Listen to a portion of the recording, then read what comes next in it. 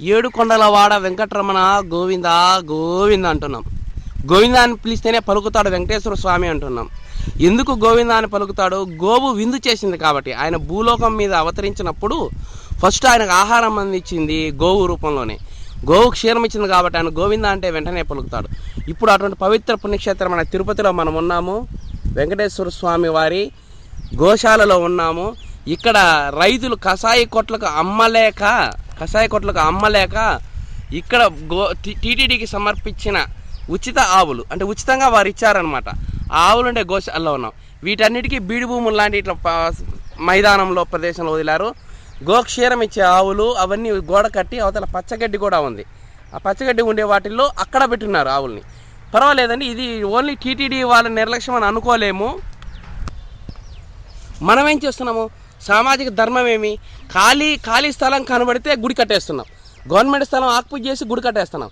మనం ఏదైనా పొరంబోకు స్థలాల్లో ఇల్లు వేసేసుకున్నప్పుడు మన ఇళ్ళను కాపాడుకునేదానికి ఒక గుడి కడుతున్నాం. కానీ నిజంగా ప్రేమతో గుడి కడుతున్నారా?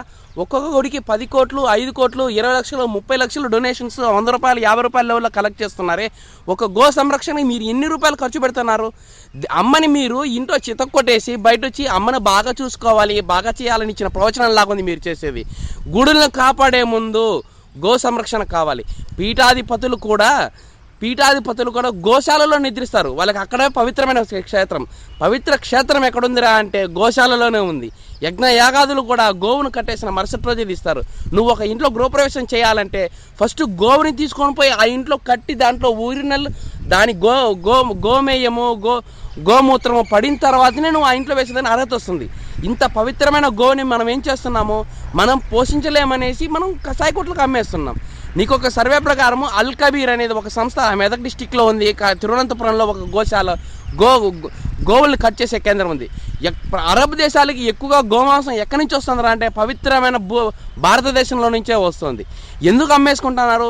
మా కళ్ళ ముందు ఆకలితో చూడలేమయ్యా, నా బిడ్డ ఎట్లా ఇంకో దూరంగా ఉన్నా బాగుంటాడు, ఎక్కడో చోటు ఉంటాడు, దానికి ఒకేసారి మోక్షం వస్తుంది అనేసి దాన్ని కషాయ కొట్లకు అమ్మేస్తున్నారు. దాని బ్రోకర్లు మేము పెంచుకుంటామని తీసుకొని వచ్చి దాన్ని కషాయ కొట్లకు అమ్ముతున్నారు. దీంట్లో రైతులు తప్పేముంది? రైతులు పోషించేలాగా అమ్మేస్తున్నారు. దానికి చేయాల్సింది గోశాలలు విరివిగా రావాలి, గుడులు కాదు. మన ప్రజల పరిస్థితి ఎట్లుందిరా అంటే భక్తులు ఇంట్లో అమ్మని నాన్నని చిత్తకొట్టేసి బయట వచ్చి తల్లిని గౌరవించాలి, తండ్రిని గౌరవించాలని చెప్పినట్టుంది. ఇది న్యాయమా? మీరే చెప్పండి. ఒక గుడికి పోతారు, 50 రూపాయలు ఖర్చు పెడతారు. పూలకు ఒక నెలకి 200 రూపాయలు ఖర్చు పెడతారు. దీపాలకు ఒక 200 ఖర్చు పెడతారు. 100 రూపాయలు నెలకి ఒక ఇంటికి, 100 రూపాయలు ఒక ఇంటికి గోశాల రక్షణకి నేను ఇస్తున్నాను అని గో సంరక్షణ ట్రస్ట్కి కానీ గోశాలలు మెయింటైన్ చేసే వాళ్ళకి కానీ ఇస్తే 100 రూపాయల గడ్డి ఎంతసేపు పడుతుందండి? 20 కట్టలు వస్తాయి. దానికి చాలు 20 రోజుల భోజనం పెట్టిన వాడు అవుతావు నువ్వు. దానికి వస్తావు. ఇంకో టీటీడీ వివక్ష చూడండి. నేను టీటీడీని విమర్శించడం లేదు. టీటీడీ వాళ్ళు ఏం చేస్తున్నారు? నువ్వు అన్నం పెట్టలేనప్పుడు ఇంట్లో వేసిన చద్దన్నం పెట్టమంటారు. చద్దన్నం తీసుకుని పోయి కాలువలో బారేసి చద్దన్నం నేను నీకు పెట్టకూడదు నాయనా భిక్షగాడు, నువ్వు కాళ్ళ ఒట్టి వడ్డనమన్నా పెడతా, అది నాకు ఎప్పుడో అనుకూలం అవుతుంది రా అంటే ఎట్లుంటుంది? ఆకలి ఉండేవాడికి చద్దన్నమో నీకు పనికి రాందో ఇవ్వాలి. ఇప్పుడు కొండ మీద అన్నదానం జరుగుతుంది. అన్నదానం ఎన్ని వేల మంది తింటున్నారు? అన్ని వేల మందికి మీరు అరిటాకుల్లో అన్నం పెడుతున్నారు కదా. అరిటాకులు అన్నం పెట్టిన దాన్ని సగం మంది వేస్ట్గా అన్నం పోతుంది కదా. ఆ కడుగు నీళ్ళు ఎందుకు తెచ్చి ఈ ఆవులకి వేయరు?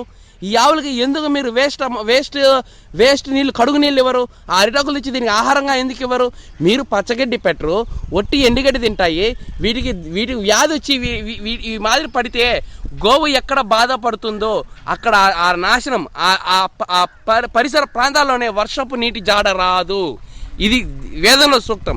వర్షం ఎక్కడ పడుతుందంటే గోవు సంరక్షించిన చోటే వర్షం పడుతుంది. మనం ఏం చేస్తున్నాము? ఒకసారి ఆలోచించండి. గోవుల్ని కాపాడుతున్నామా? బొమ్మలు తీసుకొచ్చి ఇంట్లో పెట్టుకుంటున్నాం. 3 కోటి దేవతలకి ఎక్కడి నుంచి వచ్చారు, ఎక్కడ ఎప్పుడు కూర్చుంటారంటే ఒక ఆవులోనే, ఒక గోవులోనే ఉంటారు. మనం అంటున్నాం ఆవులనేమో మనం అమ్మేస్తాం కషాయ కొట్లకి. కానీ ఇంకొక మహమ్మదీయ మతం వాళ్ళని మాత్రం ఆవు తింటారు, తినకూడదు అనేసి ఉద్యమాలు చేస్తున్న ఒక పార్టీ ఉంది. ఎందుకండి? వారి సంతతి స్టార్ట్ అయిందే ఎడారి లాంటి ప్రదేశంలో.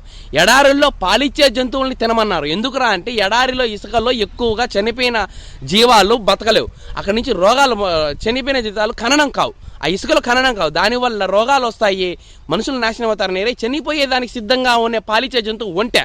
ఆ ఏరియాలో ఆ ప్రదేశంలో ఒంటె పాలిచ్చే జంతువు కాబట్టి దాన్ని కోసుకొని తినేసేయండి. దానికి క్షమించమని దేవుణ్ణి కోరండి. దానికి మోక్షం కల్పించండి అంటున్నారు. అదేవిధంగా వాడుకున్నారు, కానీ చెట్టులాగా దాన్ని చూశారు. కానీ వాళ్ళు ఇక్కడ మహమ్మదీయ మతం భారతదేశం వచ్చిన తర్వాత పాలిచ్చే జంతు ఆవు కనబడుతోంది, దాన్ని తింటున్నారు. వాళ్ళు తింటున్నారు అంటున్నవే, సప్లై ఇచ్చేటప్పుడు తినేటప్పుడు వాళ్ళ తప్పేముందండి? నువ్వు సప్లై లేకుండా చెయ్యి. నువ్వు గో సంరక్షణ నీకు చేత కాదు, గో సంరక్షణ వాళ్ళు గోవుని తింటారు అనేసి నువ్వు బాధపడితే నీ తప్పు కాదా అది? గోవులకి నువ్వు ఆహారం పెట్టు, వాటి పోషణ సరిగా చూడు, నీకెందుకు రాదు? ఇవి కనీసం కుక్కల మీద ఉండే సానుభూతి ఆవుల మీద లేకుండా పోయింది. జన విజ్ఞాన వేదికకి కుక్కల్ని చంపకూడదు అని వాటికి పిల్లలు పట్టుకుని ఆపరేషన్ చేస్తున్నారు, వీధుల్లో వదిలిపెడుతున్నారు. నువ్వు ఒక ఇంట్లో ఒక కుక్కను పెంచుకుంటావు, దానికి 1000 రూపాయలు ఖర్చు పెడతావు. ఇంట్లో ఒక సినిమాకి పోవాలంటే ఒక 500 ఖర్చు పెడతావు. ఎవడో ఒకడు ఒక దిక్కుమాలిన పార్టీ వాడో ఏదో ఒక ఫండ్ కావాలి, నేను ఆ గుడి కడతానా, ఈ పూజ చేస్తానంటే ఒక 200-500 ఇస్తావు. నువ్వు నీ ఇంటి నుంచి ఒక 200 రూపాయలు, మినిమం 100 రూపాయల నుంచి నువ్వు ఎంతవరకు గో సంరక్షణ ఖర్చు పెడతానో మనస్ఫూర్తిగా ఆలోచించు మానవుడా. నువ్వు ఆలోచించు, నువ్వు మనిషిగా ఏం చేస్తున్నావు? నువ్వు గోవునే ఆలోచించావు. ఒక మాట వినండి, సాటి మనిషిని ప్రేమించలేని మానవుడు రాక్షసుడు కన్నా ఘోరమైన వాడు. ఆలోచించండి, సాటి మనిషిలో ఉన్నాడు శివుడు ఎప్పుడు గుండెల్లో ఆ శక్తి ఉంటుందో శివం పోతే శవం అంటే అర్థమైందా? శవం అంటే బూడిద, శివుడికి అభిషేకం చేసేది. నువ్వు సాటి మనిషిని ప్రేమించలేనప్పుడు నువ్వు ఏం చేస్తావండి? సాటి మనిషి అంటే అసహ్యం, నీకు మనుషులు పక్కన తగలకూడదు, రాకూడదు. కులం అంటావు, మతం అంటావు. వర్ణ వివక్ష ఎందుకు వచ్చింది? జీవనాధారం కోసం పలానా చేసే వాళ్ళ గురించి కులాలు వచ్చాయి. మతాలు వాళ్ళ నడవడికను బట్టి, క్రమశిక్షణ కోసం నడవడికను బట్టి వచ్చాయి. నువ్వు మతాలు కులాలు అని మనిషిని ఇది చేసుకుంటావు. నీకు ఒక చిన్న విషయం, ఒక బ్రాహ్మణుడు ప్రవర చెప్పేటప్పుడు చతుస్సాగర పర్యంతం గో బ్రాహ్మణేభ్య అంటే బ్రాహ్మణుడి కన్నా ముందు కోవే. మానవ జన్మ వచ్చిన తర్వాత నెక్స్ట్ ఏముంటుందిరా అంటే మోక్షం కాదు నీకు కలిగేది, ఆవు జన్మిస్తాడు, గోవు జన్మిస్తాడు. గోవు జన్మ ఇచ్చిన తర్వాతనే నీకు తర్వాత మోక్షం వస్తుంది. నువ్వేం చేస్తున్నావు? గోవునేమో నీ ముందర పోతుంటే కషాయంటే వదిలేస్తావు, నీ ఇంటి ముందుకు వస్తావు, ఒక పెడేళ్ళని ఒక దెబ్బ కొట్టి తోసేస్తావు, ఒక అరటిపండు పెట్టావు, ఒక గోని కనబడితే మాత్రం వెనకపోయి అమ్మ లక్ష్మీదేవి అనేసి దాని పుష్పభాగానికి దండం పెట్టుకుంటావు. అంటే నీకు ఆవు కనబడితే డబ్బులు కావాలి, కానీ దాని పోషణకు నువ్వు డబ్బులు ఇవ్వవు. నువ్వేం చేస్తున్నావు? చూడండి, ఆవులు ఆకలితో అలమటిస్తున్నాయి. ఇక్కడ ఏమి వేస్ట్ అయిన అన్నదాన కాండంలో అన్నం తీసుకొచ్చేసి వేస్ట్ అయిన అన్నం అంతా ఇక్కడ పెట్టలేరా? ఆ కడుగు నీళ్ళు పోయలేరా? ఆ అరిటాకులు తెచ్చి దీనికి వేస్తే హాయిగా తింటాయి కదా. దాని ఆకలి అరుపులు చూస్తే బాధ అవుతుంది. దానికి ఒక పచ్చగడ్డి మొక్క ఉండదు. ఒక ట్రాక్టర్ 2 ట్రాక్టర్లో ఎండుగడ్డి తీసుకొచ్చి ఆడ పారేస్తారు. అవి దాన్ని ఎంతవరకు ఎండుగడ్డి తింటాయి? నీకు బిస్కెట్లు తినరా, నీకు అన్నం పెట్టినట్టు నువ్వు ఊరుకుంటావా? ఎన్ని వ్యాధులు, షుగర్ వచ్చినాడు అన్నం తినకూడదు అనేసి అంటే నా వల్ల కాదు నేను తింటాను మాత్రలు వేసుకుని అన్నం తింటాను. ఏందండి ఇది మనిషి జన్మం కాదా? మనిషి బాధ్యత ఏముంది? సామాజిక కర్తవ్యం ఏమైంది? నీకు అసలు నువ్వు ఆలోచిస్తున్నావా? గోవు ఎక్కడ ఉంటుందో అక్కడ వర్షాలు బాగుపడతాయి, నీ జీవనం బాగుంటుంది. తల్లి హృదయం, బ్రహ్మదేవుడు ఎక్కడున్నారా అంటే ఆవు జన్మనిచ్చేటప్పుడు ఉన్నాను అన్నాడు. నీకు తల్లిపాలు అందుబాటులో లేనప్పుడు అయ్యా తల్లిపాల కన్నా సమానమైనది, తల్లిపాలతో సమానమైనది ఆవు పాలు ఒక్కటే. నీ బిడ్డకి తల్లిపాలు పడకుండా, తల్లిపాలు లేక అల్లాడేటప్పుడు నీకు ఏ పాలు అవసరమైతే తెలుసా? ఒక ఆవు పాలే. ఆవు పాలు వాడుతున్నావా? నీకు దొరకక ప్యాకెట్లు నీ పౌడర్ కొట్టి ఆ పౌడర్ కలిపి నీ పిల్లలకి ఇస్తున్నావు. దానివల్ల నీకు ఆరోగ్యం ఎక్కడుంటుంది? 30 ఏళ్ళకే షుగరు, బీపీ, దిక్కుమాలిన రోగాలు ఎందుకు వస్తానంటే ఆవు పాలు లేనందువల్ల. ఆవు పాలు పల్చగా ఉంటే నేను తినంటావు. ఆవు పాలు పల్చగా ఉన్నందువల్లే నీకు ఆరోగ్యం, శరీరంలో ప్రోటీన్స్, కాల్షియం ఉత్పన్నం అవుతాయి, ఫ్యాట్ ఉండదు. ఎనుంపాలు తీసుకున్న వల్ల ఎనుంపాల్లోనే ఫ్యాట్ ఎక్కువ ఉంటుంది. ఫ్యాట్ బలం కాదు, ఫ్యాట్ అనేది కొవ్వు బలం ఎక్కడ ఉంది? నీకు తెలిసి కొవ్వుని ఎక్కించుకుంటాను. ప్రోటీన్స్, కాల్షియం అనేది ఆవు పాల నుంచే వస్తాయి. ఆవు పాలు ఎక్కడున్నాయి మీకు? శివుడికి అభిషేకం చేయమంటే, ఎందుకంటే శివుడు అభిషేకం చేసిన ప్రసాదంగా స్వీకరించాలి. ఆ విధంగానే నువ్వు ఆవు పాలు తాగురా అంటే ప్యాకెట్లు తీసుకొచ్చి దాన్ని అయితే అలా పోసేస్తాను. ఇది అవసరమా? ఆవును కాపాడాల్సిన బాధ్యత నీకు లేదా? ఓ మానవుడా ఆలోచించు. ఆవు బతకాలి. ఆవు ఎక్కడ శుద్ధంగా ఉంటుందో అక్కడే నీ పిల్లల భవిష్యత్తు బాగుంటుంది, నీ దేశ భవిష్యత్తు బాగుంటుంది. ఒక అల్కాబీర్ ఒకటి ఉంది మెదక్ డిస్టిక్లో, తిరువనంతపురంలో, కేరళలో ఒక ఆవును కట్ చేసే యంత్రం ఉంది. ఇక్కడి నుంచి అరబ్ దేశాలకు నువ్వు పంపిస్తున్నావు, మళ్ళా నువ్వు సాటి ముస్లింలని తినకూడదని మాట్లాడుతున్నావు. నీకు దమ్ముంటే ఓ పార్టీ మనుషులారా, మీరు నిజంగా నిజాయితీ పరులైతే అల్కాబీర్ని నిరోధించండి. భారతదేశం నుంచి ఒక్క ఆవు మాంసం కూడా ఎగుమతి చెయ్యము. గోశాలలు మేము నిర్మిస్తాము. గుడులు కాదు కట్టేది, గోశాల కడతాము. పూలు కోసేస్తావు, గుడికి వెళ్ళిపోతావు, 200 వేస్తావు, దండం పెట్టుకొని వస్తావు. నువ్వేం చేస్తున్నావు? నీ పుణ్యం ఏడుంది? నీ భక్తి ఎక్కడుంది? ముక్కోటి దేవతల ఆవులో ఉన్నారు, వింధ్య పర్వతాల పాదాల్లో ఉన్నాయి, లక్ష్మీదేవి పృష్ఠభాగంలో ఉంది. నువ్వు ఏమండి చేస్తున్నావు? ప్రత్యక్షంగా కనబడుతున్న దేవుడిని వదిలేసి శిలారూపంలో ఉన్న దేవుళ్ళని మొక్కుతున్నావే. పొద్దున్నే ఒక ఆవుకు దండం పెడితే ముక్కోటి దేవతలకు నమస్కారం చేసిన పుణ్యం వస్తుంది. నీ తల్లి తర్వాత తల్లి అంటది ఆవు, తల్లి తర్వాత తల్లి అంటది, అంటే నీకు పాలిచ్చే జంతువులు ఆవు. నీకు ఇస్తుందా లేదా? నువ్వు పొద్దున్న లేచి ఒక కాఫీ ముక్క తాగకపోతే నేనేం పని చేయలేనండి అంటావు. కాఫీ యాడ్ నుంచి వస్తుంది? పాలే. పిల్లలు బయటికి రావడానికి, పిల్లల మెదడు చురుగ్గా ఉండడానికి, వాళ్ళ జ్ఞాపశక్తి పెరగడానికి అవసరమైంది పాలే. ఆవు పాలు తాగిన పిల్లలు మెదడు ఏ విధంగా ఉంది, వాళ్ళ ఆరోగ్యం ఏ విధంగా ఉంది, వాళ్ళ పెరుగుదల ఏ విధంగా ఉంది, ఆలోచించండి. గోక్షరం ఎంత ముఖ్యదో. గోమాత గోమాత అని అని పెట్టుకొని ఒక విగ్రహాలు ఇచ్చి ఇంట్లో పెట్టుకుంటారు, కానీ ఒక జీవంతో ఉన్న ఆవుని, ప్రత్యక్షమైన దేవుల్ని, ముక్కోటి దేవతల నిలయమైన ఒక ఆవుని నువ్వు ఎంతవరకు చూస్తున్నావు, నువ్వు ఎంతవరకు పోషిస్తావు? ఓ టీటీడీ కార్యకర్తలారా, టీటీడీ వ్యవస్థలారా, మీరు ఈ ఆవుల్ని పస్తు పెట్టద్దండి.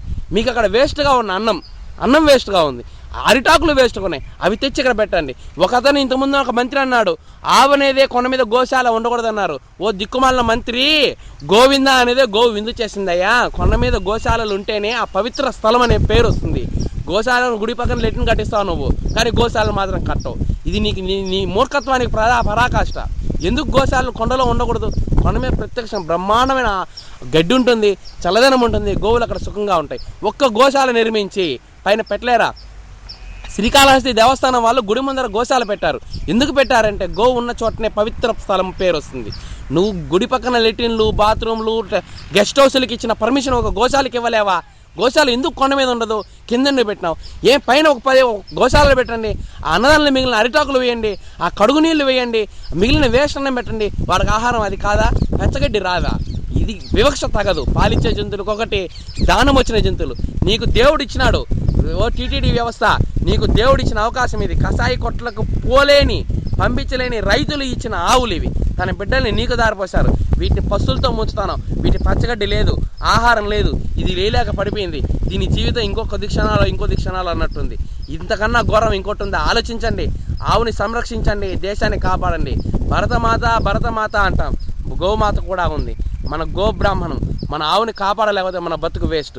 గుడికి పోయి కాదు నువ్వు చేయాల్సింది, పక్కింటోడు పూలు కోసి కాదు, రోడ్లలో ఉన్న పూల చెట్లు కోసుకొని నువ్వు పూజ చేయడం కాదు, దొరికిన చోట కమ్మీలేసి లాక్కొని పూజ చేయడం కాదు, దేవుడికి ఒక 100 రూపాయలు ఇచ్చి నా పని అయిపోయింది చేయి తట్టుకోవడం కాదు, నువ్వు తినేసి హాయిగా నిద్రపోయి ఈరోజు దేవుడికి సేవ చేయించినాను కాదు, ఒక ఆజ్యత సేవ చేసింది కాదు. ఒక గోశాలకి నువ్వు ఎంత ఖర్చు పెడతావు, నెలకు నువ్వు ఎంత ఇస్తున్నావు, ఎన్ని గోశాలలు ఉన్నాయి, మెయింటైన్ చేసే వాళ్ళు ఉన్నారు పాపము, వాళ్ళకి డొనేషన్లు మీరేమి ఇస్తున్నారు? ఒక 100 రూపాయలు ఇవ్వండి. ఇంటికి 100 రూపాయలు వేసుకుంటే ఎన్ని కుటుంబాలు ఉన్నాయి? ఆలోచించి ప్రయత్నించండి. ఇంతకన్నా ఇది ఒక నా వ్యధ అంతే. గోవుని కాపాడలేకపోతున్నామని వ్యధ. చేయలేని వాళ్ళు మీ వల్ల అయితే ఇంట్లో గోవుని పెంచండి, లేదా పోసి గోశాలకు పోయి డబ్బులు ఇవ్వండి. మీరు పోషించారా మేము వచ్చి చూసుకుంటామండి. నెలలో ఒక్కరోజు గోశాలకు పోయి వాటి హాయిగా నిమురుతూ రండి. ఆవు ఎంత సంతోషం మిమ్మల్ని ఆశీర్వదిస్తుంది. దండం పెట్టుకునే దానికి వస్తావు. శుక్రవారం అయితే మహాలక్ష్మి నాకు 1 కోటి రూపాయలు ఇచ్చిన దండం పెడతావు. మహాలక్ష్మి ఎక్కడో లేదయ్యా, గో రూపంలో ఉంది. గోవుని పూజించండి. గోవే మీకు సకల ఐశ్వర్యం ఇస్తుంది. నీ పిల్లల భవిష్యత్తు కాపాడుతుంది, మీ దేశ నష్టం అవుతుంది. గోవుల్ని రక్షించాలి, గోవులు బాగుండాలి. టీటీడీ మేలుకో. ప్రతి వ్యక్తి గోశాల సంరక్షణకి నడుం బిగించి ఆలోచించండి. ఇంతకన్నా నా బాధ ఎక్కువ చెప్పలేను. జై గోమాత, జై భారతదేశం.